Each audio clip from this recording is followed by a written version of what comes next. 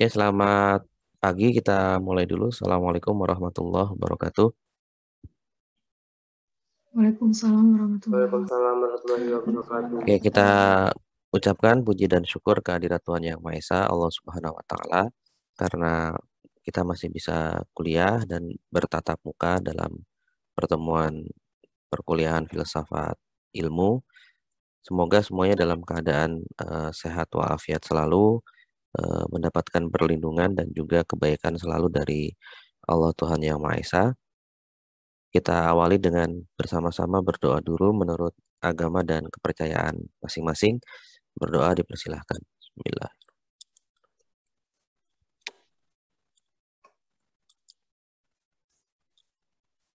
Selesai? Oke, teman-teman semua, semoga masih tetap bisa menjaga kesehatan dan semangat selalu. Kita melanjutkan tema yang sudah kita bicarakan dalam 2 minggu ke belakang. Kita sudah bicara tentang self, kemudian kita juga pernah bicara tentang mind kemarin, yang memang pembahasan kedua hal tersebut itu tidak populer ya, atau mungkin tidak terlalu mendapatkan perhatian yang serius di kalangan psikolog maupun filsuf. Tapi sebetulnya kedua hal tersebut, baik self ataupun mind, itu sangat mempengaruhi kita dalam kehidupan sehari-hari. Ketika self itu membentuk kepribadian ke depannya kan, self itu menciptakan masa depan, kemudian self itu bisa merefleksikan masa lalu, self bisa bersikap atas apa yang terjadi di masa kini, ya, dan seiring itu mind juga seringkali bersinggungan dengan self. Mind itu kan sering juga dikatakan sebagai aspek atau bagian dari self yang kognitif atau yang mengkonstruksi pemikiran kita, sikap kita, penolakan kita terhadap sesuatu dan sebagainya. Nah, kita akan bicara hari ini masih tentang hal-hal yang sangat absurd ya, yang tidak terlalu jelas ya, tidak tidak nampak seperti itu, hal-hal yang ini sangat-sangat mempengaruhi kita tapi sifatnya non fisik ya, seperti itu. Yaitu masalah hubungan antara akal atau mind dengan tubuh kita yang fisik ya, antara akal dan badan. Bagaimana akal dan badan itu saling berhubungan. Saya izin share screen dulu. Nah, kita bicara tentang dilema akal dan badan. Kelihatan ya teman-teman ya screen-nya. Terlihat. Oke, ingat di minggu lalu kita sudah membahas tentang ada seorang filsuf yang namanya René Descartes ya. Ya, ini kita tambahi. Dia adalah seorang filsuf modern yang muncul di Eropa ya. Yang kalau Anda masih ingat di matematika itu kan ada diagram Cartesius. Pernah dengar mungkin ya, ingat ya. Dulu ada di pelajaran matematika ada diagram Cartesius. Pernah dengar ya teman-teman?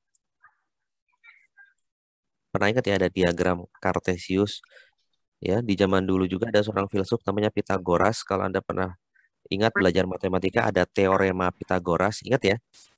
Jadi di zaman dulu filsuf filsuf itu tidak identik dengan pekerjaan yang berada di ruang hampa atau kesendirian atau keanehan atau jauh dari rutinitas akademik yang itu diikuti oleh masyarakat luas.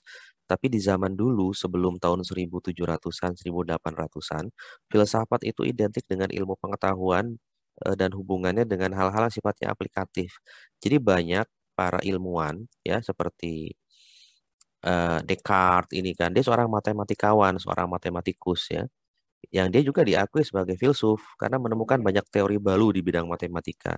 Dulu ada namanya Blaise Pascal ya, dia seorang ahli ilmu alam tapi juga seorang filsuf.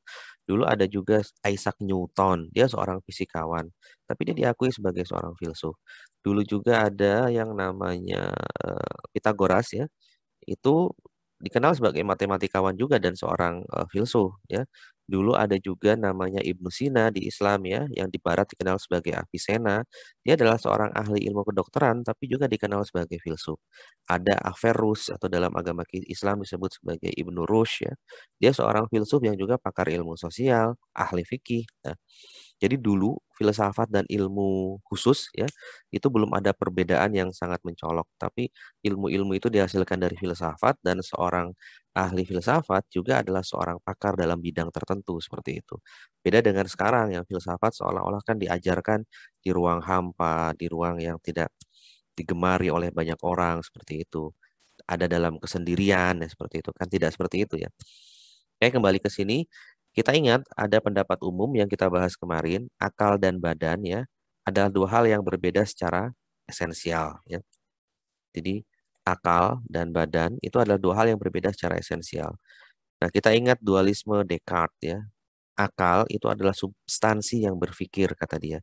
Jadi kalau kita punya akal, ya akal kita itu adalah substansi bagian inti dari diri kita yang itu berpikir. Yang itu disebut sebagai res cogitans seperti itu kan kalau menurut si Descartes. Kemudian badan ini yang fisik ini adalah substansi yang meluas ya. Substansi yang fisik, yang terlihat, yang nampak, yang material seperti itu. Bagaimana keduanya berhubungan? Nah, akal yang non fisik itu bisa saling pengaruh dengan badan yang fisik. Bagaimana sih? Kok bisa satu hal yang non fisik itu bisa berpengaruh dan saling mempengaruhi dengan hal yang fisik ya. Satu hal yang non fisik bisa berpengaruh terhadap hal yang non fisik seperti itu. Bagaimana hubungan keduanya? Nah, kita bisa menggunakan teori interaksionisme. Anda bisa cari ya di internet atau di sumber-sumber bacaan. Ini buku persoalan-persoalan filsafat ya, Living Issues in Philosophy ya, terbitan Bulan Bintang Jakarta. Ditulis oleh Titus ya, Nolan dan Smith seperti itu. Di dalam buku itu dikatakan ada teori interaksionisme. Jadi akal dan badan itu berhubungan secara kausal, teman-teman, secara sebab akibat, saling pengaruh. Contoh psikosomatis dalam ilmu kedokteran ada.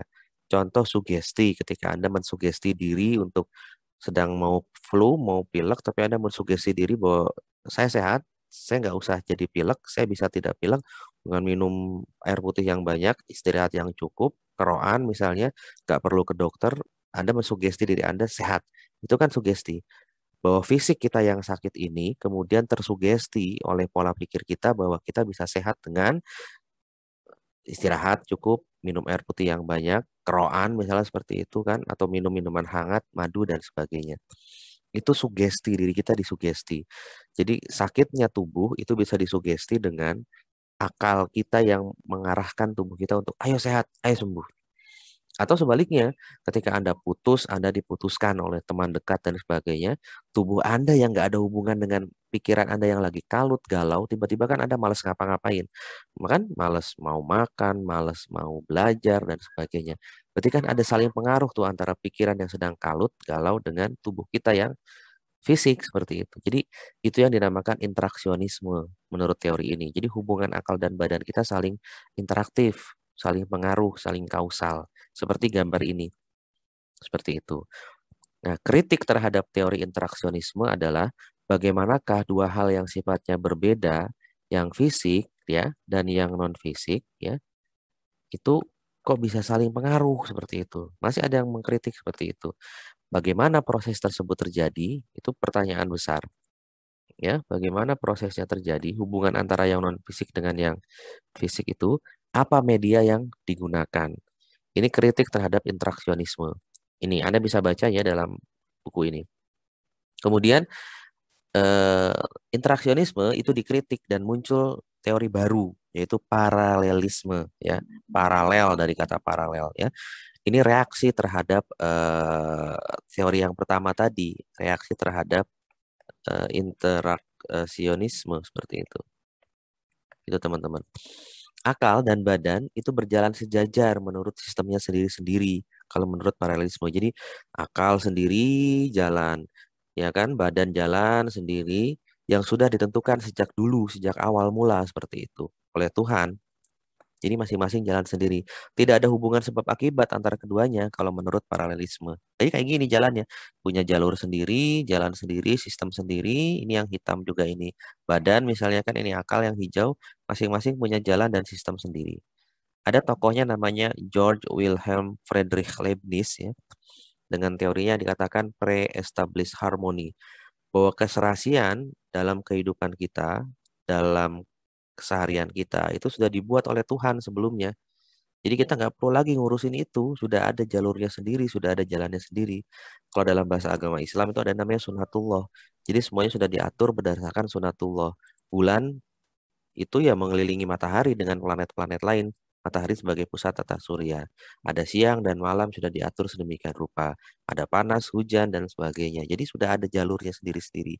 Itu namanya pre-established harmony. Jadi keserasian yang sudah diciptakan oleh Tuhan sebelumnya. Contoh lain adalah dua buah jam.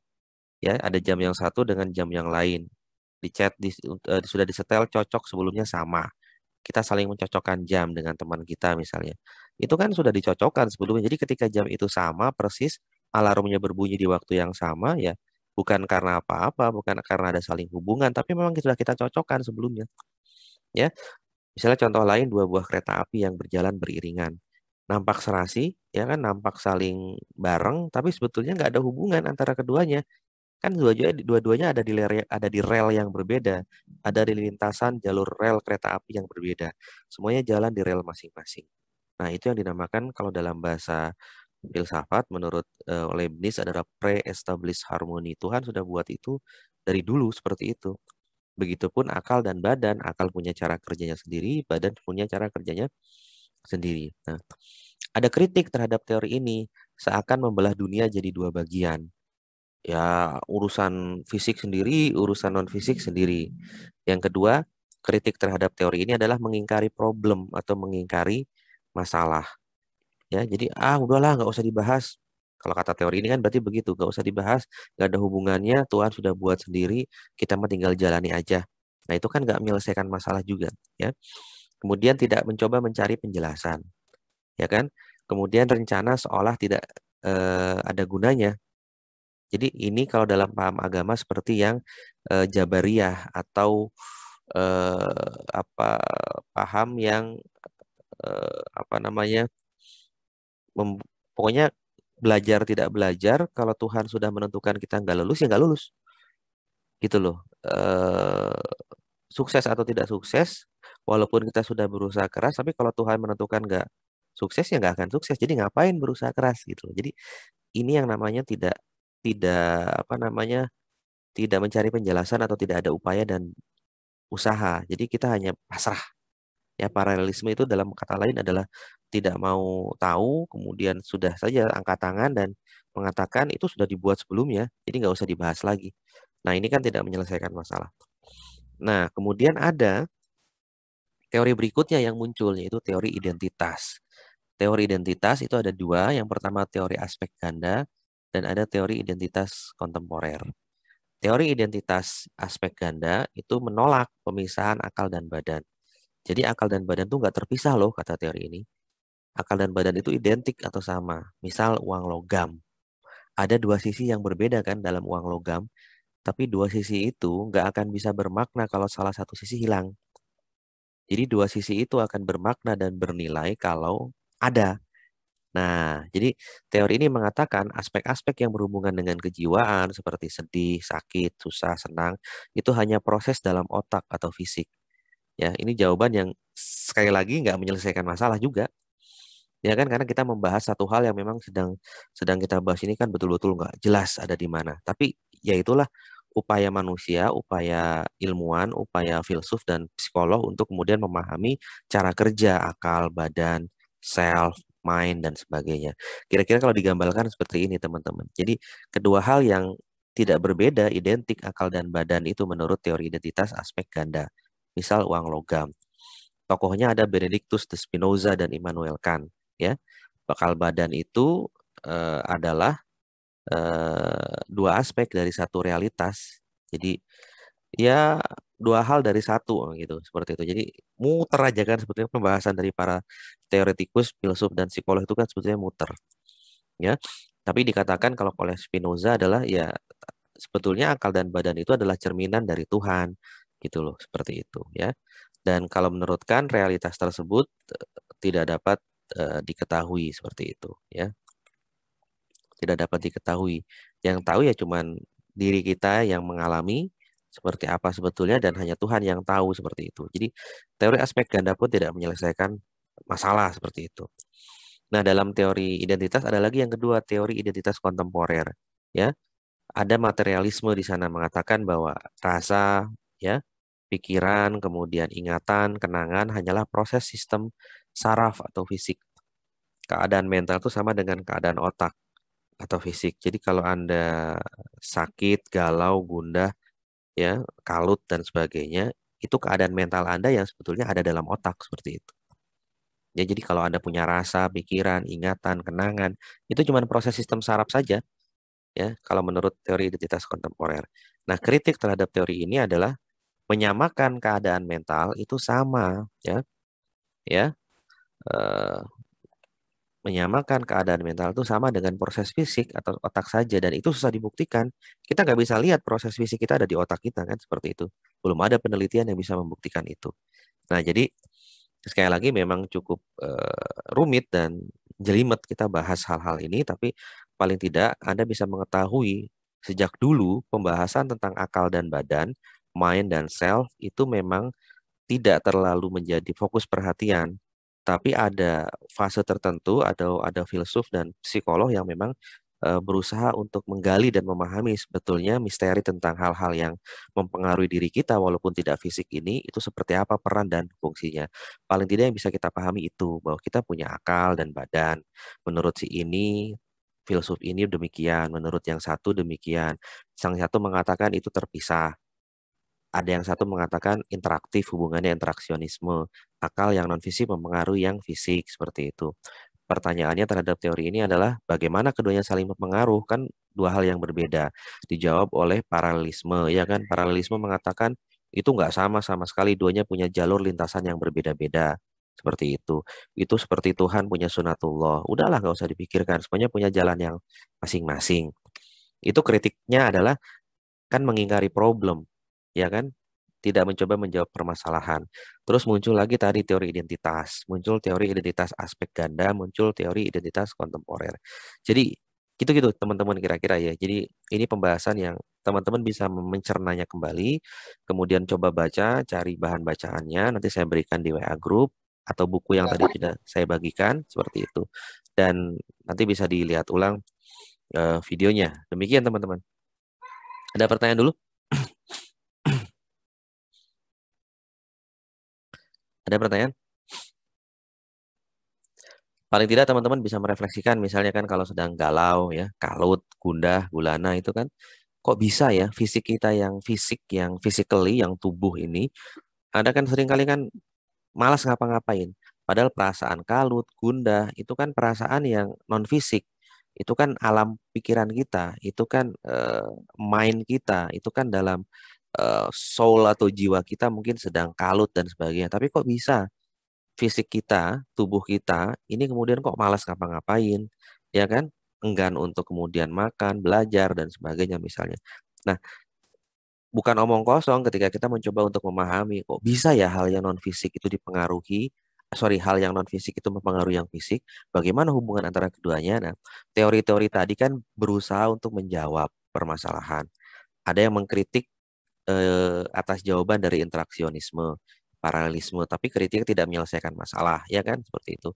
Muncul teori identitas dan sebagainya. Jadi sebagai sebuah proses berpikir dan sebagai sebuah upaya untuk mencari tahu tentang makna dan juga kekhasan dari akal pikiran, mind, dan self, teori-teori ini perlu dan sangat penting untuk kita pelajari. Paling tidak untuk membuka pikiran kita bahwa Tuhan, Allah itu sudah memberikan kita satu hal atau beberapa hal yang luar biasa seperti itu.